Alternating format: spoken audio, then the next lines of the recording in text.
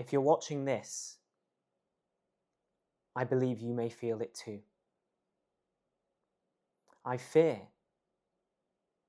that we have blindly subscribed to what is a new form of quasi-religion, a new form of religion. Just like any religion, it has its own beliefs which underpin it. It has its own sacred values that it holds dear. And it threatens to influence the cultural makeup to the point that our world could be profoundly changed. This is already in process. So what is this religion?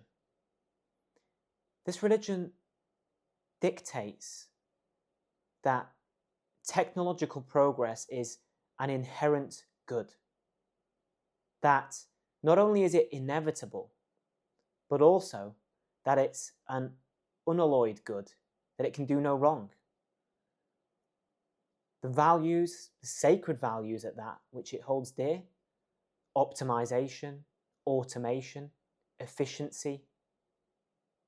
And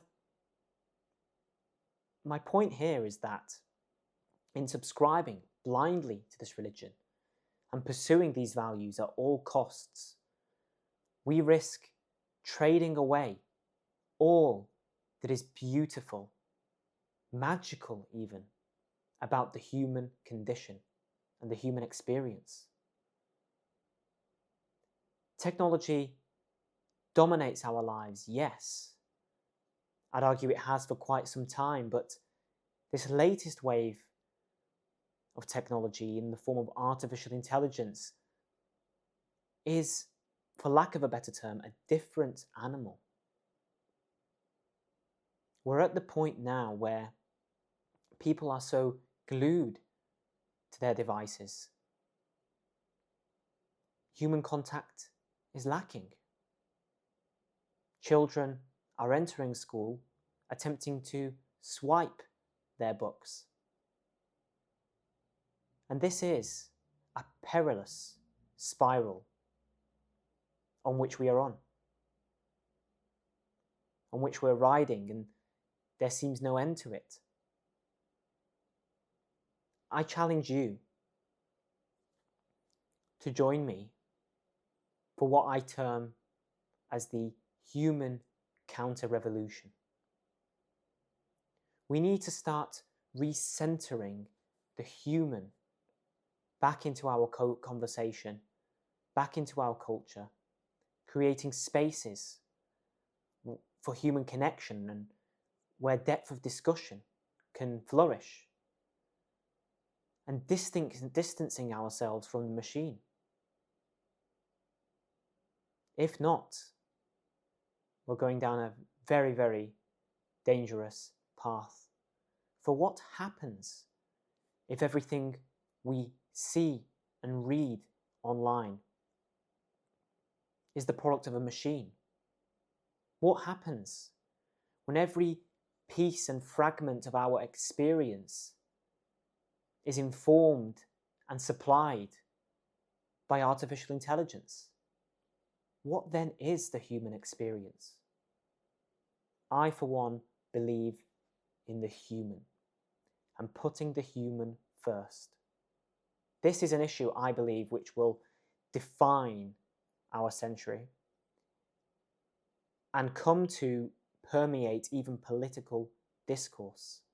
The campaigns of the future will be fought not over this tax or that should be raised, but online harms and whether we choose to be a society which is controlled by the machine or controlled by humans, whether we believed in a human-based society or we don't.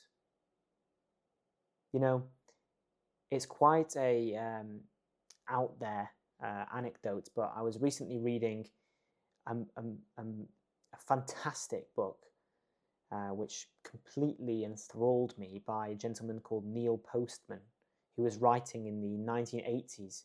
Back then, about the advent of television and how it had assumed such a prolific and predominant place in the homes of Americans. And he talks about this transition from a print-based culture to a television-based culture, which effectively is an image-based culture. And back then, that's when the diminishing of the attention span began. And of course, things have deteriorated significantly since then. But one example he gives is the degradation of our political discourse.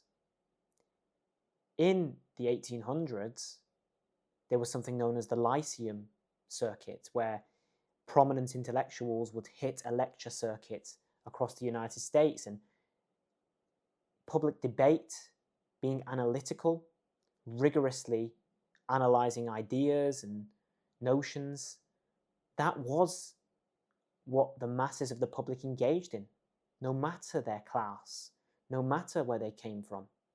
And he speaks to one example when Stephen Douglas is debating Abraham Lincoln. Stephen Douglas would present his case to the audience for 1 hour and a half. Lincoln would then have 30 minutes for a rebuttal, and then Stephen Douglas would respond for 1 hour and a half again. Now, I may be a bit off there with the timings, but the bigger question is, what kind of audience was this, that they had the attention span to be able to withstand hours of political debate without interruption? This was, I prophesize, a different audience, a different public than what we have today. One which valued depth, but also human connection. Today, our politics is reduced to entertainment, to sound bites, and the deterioration in it is something that we should mourn. But this same pattern will be felt everywhere, in all areas of life. And so I challenge you to be part of the human counter-revolution, putting the humans back into the center of our conversation and creating spaces where we can flourish. We need to have a serious look at the direction of travel in which we find ourselves and begin challenging this new religion. This does not make us Luddites or anything that they like to slander us with. It makes us disciples of a human-based world in which we want the human to be prioritized. Because if not, as I said earlier, we rob losing and stripping away all that is majestic and beautiful about the human condition and the human experience. So I felt for some time quite strongly about this, and I know that many people feel that too, that palpable sense of it. And so I had to make this video, and I hope to talk much more on this channel about this topic as well. Thank you.